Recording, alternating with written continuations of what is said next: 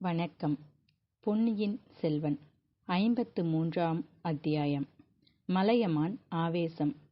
அறிவைப் போலவே ஆற்றலும், ஆற்றலைப் போல அனுபவமும் பெற்று முதிர்ச்சி அடைந்திருந்த திருக்கோவலூர் மலையமான் அரசர் கடைசியாக கூறிய வார்த்தைகளை கேட்டு ஆதித்த கரிகாலன் மூர்ச்சையடைந்து விழுந்து விடவில்லைதான். ஆயினும் சிறிது நேரம் செயலிழந்து ஸ்தம்பித்து நின்றுவிட்டான். பார்த்திபேந்திரனும் வாயடைத்து போய் மௌனமாகி நின்றான். கடலும் ஓசை அடங்கிவிட்டதாக தோன்றியது. தூரத்தில் படகிலிருந்து பண்டங்களை இறக்கி மரக்கலங்களில் ஏற்றுவோரின் ஏலேலோ சத்தங்கூட அச்சமயம் அடங்கி நின்று போயிருந்தது. வியப்புக்கு இடங்கொடுத்து விட்டதற்காக வெட்கப்பட்ட ஆதித்த கரிகாலன் சட்டென்று பாட்டனார் முகத்தை நிமிர்ந்து நோக்கி, தாத்தா, இப்படியெல்லாம் நாட நகரங்களில் சிலர் பேசி வருவதாக என் காதிலும் விழுந்தது. அது வெறும் பொய் வதந்தி என்று எண்ணியிருந்தேன். நீங்கள் இவ்வளவு நிச்சயமாக சொல்கிறீர்களே, தெரிந்து கொண்டுதான் சொல்கிறீர்களா? இப்படியும் நடக்கக்கூடுமா என்றான். ஏன் நடக்க முடியாது? உன் பாட்டனாருக்கு முன்னால் உன் பெரிய பாட்டனார் கண்டராதித்த தேவர்தானே சோழ நாட்டை ஆண்டார்.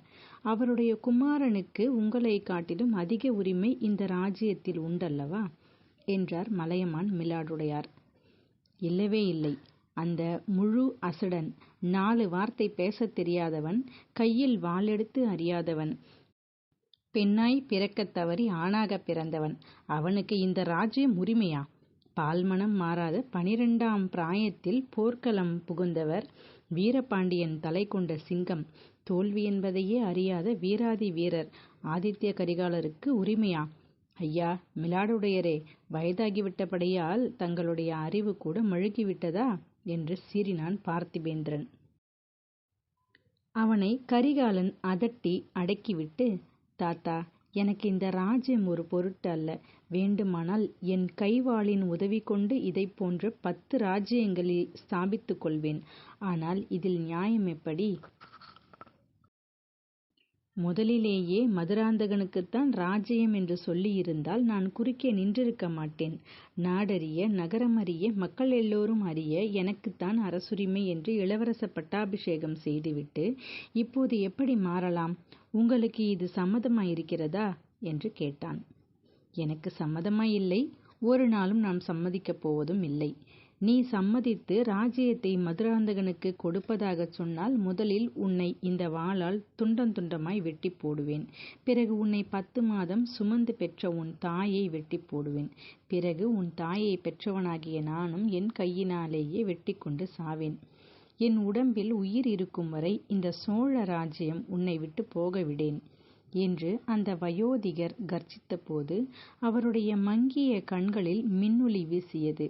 உணர்ச்சி ஆவேசத்தில் தளர்ந்து போயிருந்த அவர் உடம்பெல்லாம் நடுங்கியது.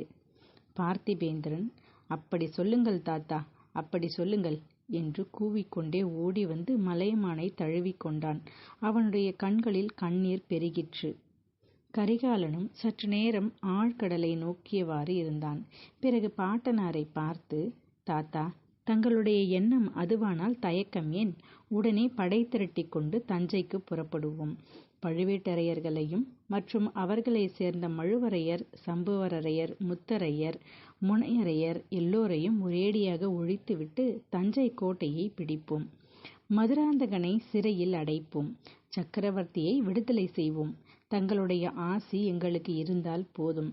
நானும் பார்த்திபேந்திரனும் சேர்ந்தால் எங்களை வெல்லக்கூடியவர்கள் இந்த பூ உலகில் யார் என்று பெருமிதத்துடன் கூறினான். உங்களை போரில் வெல்ல முடியாது, உண்மைதான். ஆனால் சூழ்ச்சியும் சதியும் சேர்ந்து எதிர்த்தால் நீங்கள் என்ன செய்வீர்கள்? படையுடன் நீங்கள் தஞ்சையை நெருங்கும் போதே பெற்ற தகப்பனுடன் மகன் யுத்தம் செய்ய வருவதாக கதை கட்டி விடுவார்கள். அந்த அவமானத்தை தாங்காமல் சக்கரவர்த்தி உயிரை விட்டுவிட்டார் என்றும் சொல்லிவிடுவார்கள். அதை நம்புகிற ஜனங்களும் இருக்கக்கூடும் அல்லவா? அந்த நிலைமையில் நீதான் என்ன செய்வாய்? குழந்தாய், உன் மனமும் தளர்ச்சி அடைந்துவிடும். பெற்ற தகப்பனோடு யுத்தம் செய்ய வந்தவன் என்ற பழிச்சொல்லை உன்னால் தாங்க முடியுமா? ஆதித்த கரிகாலன் தன் செவிகளை பொத்திக்கொண்டு, சிவசிவா, கேட்க சகிக்கவில்லை என்றான். அதனால்தான் முதலிலேயே நான் சொன்னேன், பெரிய அபாயம் நம்மை சூழ்ந்திருக்கிறது என்று. உபாயம் என்ன தாத்தா? உபாயம் என்ன? முதலில் இலங்கைக்கு நம்பிக்கையான ஆள் ஒருவனை அனுப்ப வேண்டும்.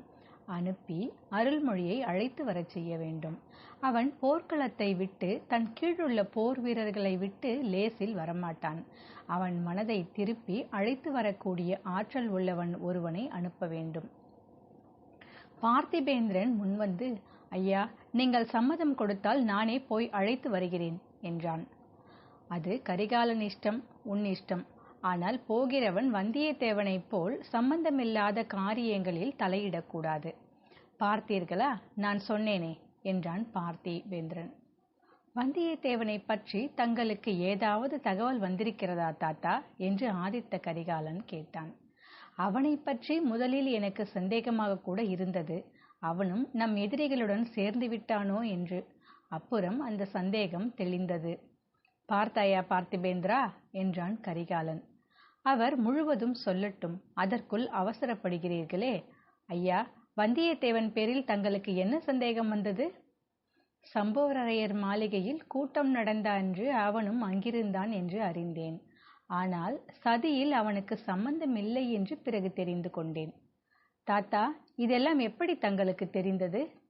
கடம்பூர் மாளிகை விருந்துக்கு எனக்கு அழைப்பு வரவில்லை. அதிலேயே கொஞ்சம் சந்தேகம் உண்டாயிற்று. பிறகு அங்கு வந்துவிட்டு திரும்பி ஊருக்கு சென்ற குன்றத்தூர் கிழாரை வழியில் சிறைப்படுத்தி என் மலைக்கோட்டை சிறைக்கு கொண்டு போனேன். அவரிடமிருந்து அங்கு நடந்தவைகளை எல்லாம் தெரிந்து கொண்டேன். வந்தியத்தேவன் சம்புவரையர் மகன் கந்தன்மாறனின் சிநேகிதனாம். ஆமாம், நம்முடைய சைன்யத்திலே இருவரும் இருந்தவர்கள்தானே. வடபெண்ணை கரையில் இருவரும் காவல் புரிந்தார்கள். அதிலிருந்து அவர்களுக்கு சிநேகிதம் ஏற்பட்டிருந்தது எனக்கு தெரியும். எப்படியோ வந்தியத்தேவன் அன்றைக்கு அம்மாளிகையில் இருந்தான். அவன் சதியில் சம்பந்தப்பட்டானா இல்லையா என்பதை தெரிந்து கொள்ள முடியாமல் இருந்தது. பிறகு அதற்கு ஒரு வழி கிடைத்தது. தஞ்சை கோட்டைக்குள் கந்தன்மாறனுடைய முதுகில் வந்தியத்தேவன் குத்திவிட்டு தப்பிச் சென்று விட்டான் என்று தெரிந்ததும், தாத்தா, இதை ஒரு நாளும் நான் நம்ப மாட்டேன். வந்தியத்தேவன் வேறு எது செய்தாலும் செய்யாவிட்டாலும் ஒருவனுடைய முதுகில் குத்தக்கூடியவன் அல்ல. அதிலும் சிநேகிதனுடைய முதுகில் குத்தக்கூடிய சண்டாளன் அல்ல. அந்த சிநேகிதன் தன் எஜமானுக்கு விரோதமான சதியில் ஈடுபட்டவன் என்று தெரிய வந்தால், இவனையும் அந்த சதியில் சேர்ப்பதற்கு அந்த சிநேகிதன் ஒருவேளை முயற்சி செய்திருந்தால், எப்படி இருந்தாலும் முகத்துக்கு முகம் நின்று சண்டையிட்டிருப்பானே தவிர ஒரு நாளும் முதுகில் குத்தியிருக்க மாட்டான். உன் சிநேகிதனிடம் உன்னுடைய நம்பிக்கையை வியக்கிறேன் தம்பி. உண்மை எப்படியோ இருக்கட்டும். கந்தன்மாறனுடைய முதுகில் குத்தியதாக வந்தியத்தேவன் பேரில் பழுவேட்டரையர்கள் குற்றம் சுமத்தி அவனை வேட்டையாடி வருகிறார்கள். இவ்வளவுதான் எனக்கு தெரியும். ஆகையால் வந்தியத்தேவனுக்கும் கந்தன்மாறனுக்கும் ஏதோ ஒரு விதத்தில் சண்டை வந்திருக்க வேண்டும். இதிலிருந்து அவன் உனக்கு எதிரான சதியில் சேர்ந்திருக்கவில்லை என்று நிச்சயமாகிறதல்லவா? அதற்கு இவ்வளவு தூரம் சாட்சியம் வேண்டியதில்லை. வந்தியத்தேவன் நம் விரோதிகளுடன் சேர்வது என்றால் அப்போது இந்த பூமியே தலைகீழாகிவிடும். அலைக்கடல் வறண்டு விடும். வானம் இடிந்து விழும். சூரியன் ராத்திரியில் உதிப்பான். சோழர் குலம் சர்வநாசத்தை அடையும் என்று ஆதித்த கரிகாலன் பரபரப்போடு கூறினான். இளவரசர் சொல்லுவதை நானும் ஒத்துக்கொள்வேன்.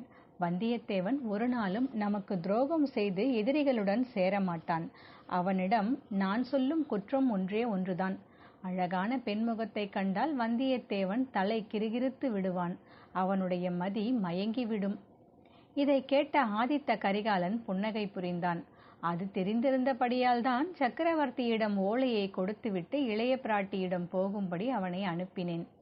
இளவரசியை ஒரு தடவை அவன் பார்த்து விட்டால் அப்புறம் தப்புவது ஏது?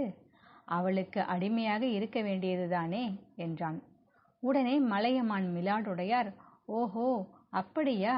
வந்தியத்தேவனுக்கு சொல்லி அனுப்பியிருக்கிறாய்? எனக்கு தெரியாமல் போயிற்றே. தஞ்சாவூரை விட்டு கிளம்பிய பிறகு வந்தியத்தேவனிடமிருந்து ஏதாவது செய்தி வந்ததா? அல்லது இளைய பிராட்டியிடமிருந்தாவது செய்தி வந்ததா என்றார். ஒவ்வொரு நிமிஷமும் எதிர்பார்த்து கொண்டிருக்கிறேன். இதுவரை ஒன்றும் செய்தி வரவில்லை. அருள்மொழி இவ்விடம் வந்த பிறகு உன் சகோதரியையும் இங்கே தருவித்து விட வேண்டியதுதான். அப்புறம் நமக்கு ஒரு கவலையும் இல்லை. இளைய பிராட்டியிடம் எல்லா யோசனையையும் விட்டுவிட்டு அவள் சொல்கிறபடி நாம் கேட்டு நடந்து வந்தால் போதும். தாத்தா, இது விஷயத்தில் வந்தியத்தேவனை காட்டிலும் தாங்கள் மோசமாயிருக்கிறீர்களே. ஆமாம் கரிகாலா, உன் சகோதரி 2 வயது குழந்தையாயிருந்த போதே கொடுங்கோலை கையில் பிடித்து விட்டாள். என்னையும் உன் பாட்டியையும் தாய் தகப்பனையும் தன் இஷ்டப்படி ஆட்டி வந்தாள். இப்போதும் என் வரையில் அப்படித்தான். அவள் வைத்ததே எனக்கு சட்டம். கரிகாலா, உன் சகோதரியை பற்றி சொன்னால் உனக்கு அது குறைவு என்று நினைக்காதே. உனக்கு அது பெருமையே தவிர வேறில்லை. இளைய பிராட்டி குந்தவையை போன்ற அறிவு செல்வத்தை படைத்தவர் ஆண்களிலோ பெண்களிலோ இதுவரையிலும் பிறந்ததில்லை. நமது முதன் மந்திரி அனிருத்த பிரம்மராயர் எப்படிப்பட்டவர் என்பது உனக்கு தெரியும் இல்லையா? அவரே இளைய பிராட்டியிடம் யோசனை கேட்பார் என்றால் வேறு என்ன சொல்ல வேண்டும் என்று மிலாடுடையார் ஒரே பரவசமாய் பேசினார். வந்தியத்தேவனிடம் அசூயை கொண்ட பார்த்திபேந்திரன், அதெல்லாம் சரிதான், யார் இல்லை என்றார்கள். ஆனால் ஒருவேளை வந்தியத்தேவன் இளைய பிராட்டியை பார்ப்பதற்கு முன்னால் வேறு ஒரு பெண்முகத்தை பார்த்து மயங்கியிருந்தால் என்ன செய்வது? உதாரணமாக அந்த பழுவூர் இளையராணி என்கிற மோகினியை பார்த்திருந்தால் என்றான். கடைசி வார்த்தைகளை அவன் சற்று தாழ்ந்த குரலில் கூறியபடியால் கிழவரின் காதில் அது விழவில்லை. ஆனால் ஆதித்த கரிகாலன் காதில் விழுந்தது. அவன் சட்டென்று திரும்பி கண்களில் தீப்பொறி பறக்க பார்த்திபேந்திரனை பார்த்தான். அந்த பார்வை பல்லவ வீரனை கதிகலங்க செய்துவிட்டது. மலையமான் பாறையிலிருந்து எழுந்து நின்று, பார்த்திபேந்திரா, நீ நாளைக்கே இலங்கைக்கு புறப்படுகிறாய் அல்லவா? வாலிபர்களாகிய உங்களுக்கு பேசுவதற்கு எவ்வளவோ இருக்கும். நான் கிழவன், மெல்ல மெல்ல அரண்மனைக்கு போய் சேர்கிறேன். நீங்கள் பேச வேண்டியதை பேசிவிட்டு சாவகாசமாக வந்து சேருங்கள் என்றார். அவர் சற்று தூரம் சென்ற பிறகு பார்த்திபேந்திரன் ஆதித்த கரிகாலனை பார்த்து, அரசே, என் தலைவா, தங்கள் மனதில் ஏதோ ஒரு சங்கடம் குடிகொண்டிருக்கிறது. ஏதோ ஒரு வேதனை தங்கள் உள்ளத்தை அரித்து கொண்டிருக்கிறது. அது பழுவூர் இளையராணி சம்பந்தமானது என்பதை நான் அறிவேன்.